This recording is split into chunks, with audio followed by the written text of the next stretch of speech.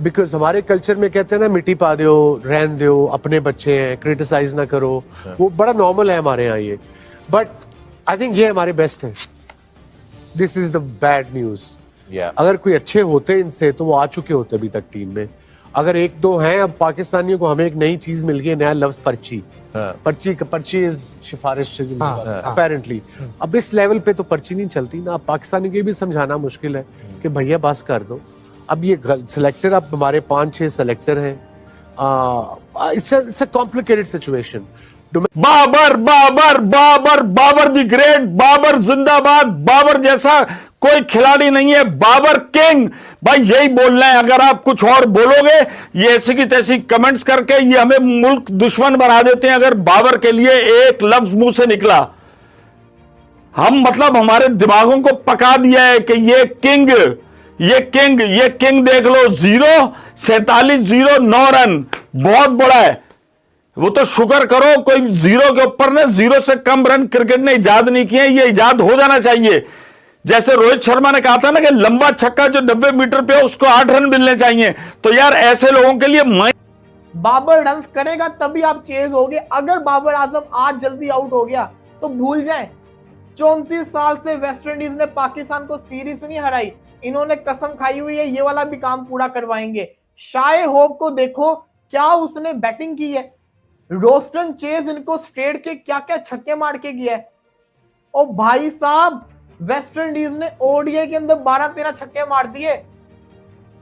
ODI match के अंदर उन्होंने इतने छक्के मार दिए। हालांकि उन्होंने टुक टुक लगाए रखी है। अबरार को पहले 5 ओवर के अंदर सिर्फ और सिर्फ 3-4 रन पड़े हुए थे। ऐसी बॉलिंग शानदार कर रहा था वो। उसके बावजूद सबसे बड़ा आपने ब्लंडर ये मारा कि माइनस के अंदर रन होने चाहिए कि बाबर -10 -4।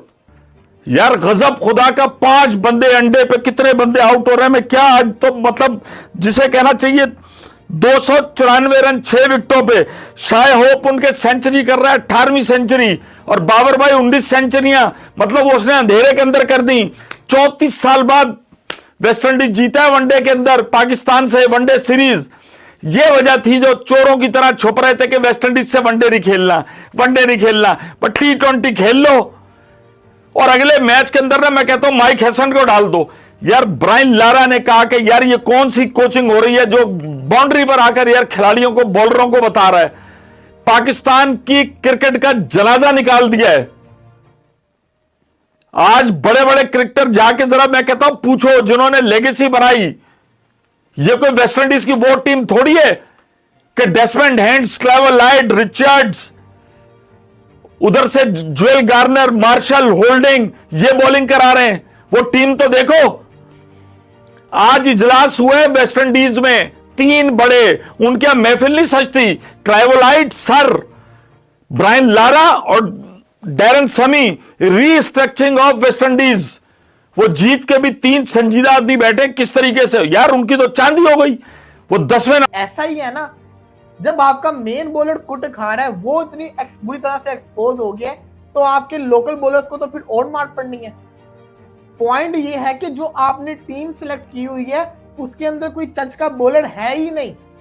ये वही हसन अली है ना जिसने पिछले मैच में आउटस्टैंडिंग बॉलिंग की थी। आज हसन अली से वैसी बॉलिंग क्यों नहीं हुई?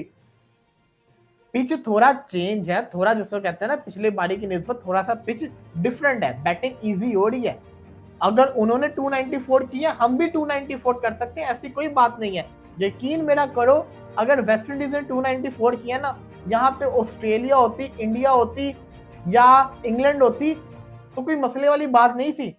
वो लोग मेरे ख्याल से 45 ओवर के अंदर चेस कर जाते, क्योंकि ऑपोजिशन के अंदर, ऑपोजिट टीम के अंदर पाकिस्तान की टीम है, इसलिए टेंशन है।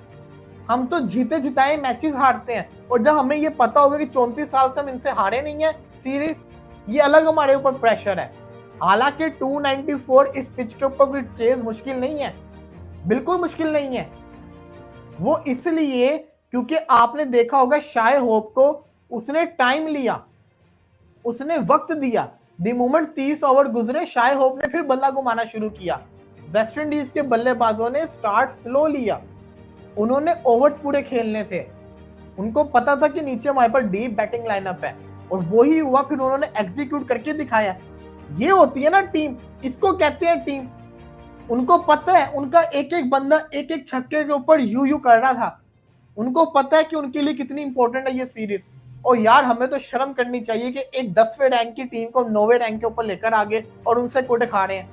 ये नसीम शाह ऐसा नसीम शाह नहीं था, इस नसीम शाह से तो बेहतर इसका भाई उबैद शाह है, उसको चांस दे दो। ये तो नसीम जिसको कहते हैं बिल्कुल एंड हो चुका हुआ है। हसन अली और नसीम शाह ने, मुझे जरा कोई ये बता दे आखिरी ओवर में कितनी फुल टॉसेस की हैं। सवाल पूछो जवाब कोई दे दे, ये इन्होंने कितनी फुल टॉसेस फेंकी हैं आज, जरा आप बताओ। इनको यॉर्कर, इनसे ना माइक हैसन ने ना एक गेम करवाई थी, आपको याद होगा सीरीज से पहले माइक हैसन ने इनको टास्क दिया था। मैंने आपको बताया भी था कि जो यॉर्कर मारेगा उसको मैं डिनर करवाऊंगा। 2-2 चांसेस है सबके पास, इनमें से किसी एक से भी यॉर्कर नहीं लगा था, फुल टॉसेस या पीछे ठप्पा लग रहा था। ये तो उस वीडियो के अंदर एक्सपोज होके रह गए थे, तो इन्होंने यहां पे भी एक्सपोज होना ही था, आप सबके सामने है।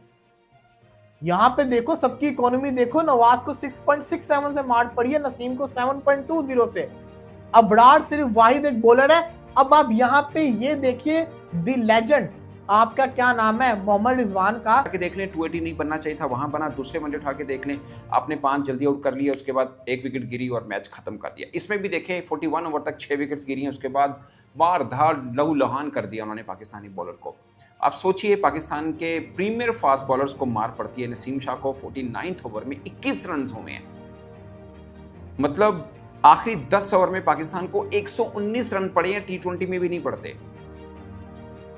ये T20 में भी रन नहीं पड़ते, खासकर जब शुरू के 10 ओवर में महज 36 रन पड़े थे पाकिस्तान को।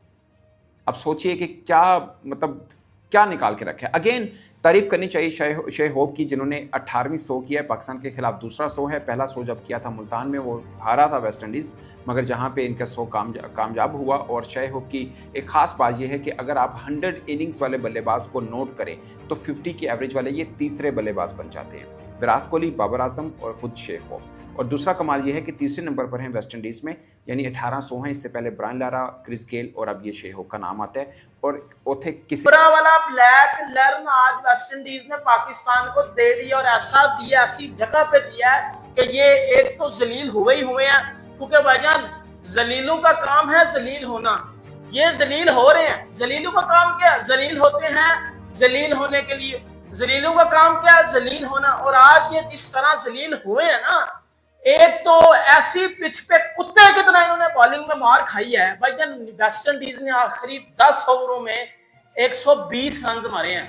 आखिरी 18 ओवर्स में वेस्ट इंडीज ने पाकिस्तान और वेस्ट इंडीज के बीच खेले गए तीसरे वनडे में सीरीज में आखिरी और निर्णायक मुकाबला 12 अगस्त को खेला गया, जहां पर मेजबान टीम वेस्ट इंडीज 202 रनों के बड़े अंतर से जीत हासिल करने में कामयाब रही और पाकिस्तान को बहुत बुरी शर्मनाक हार मिली।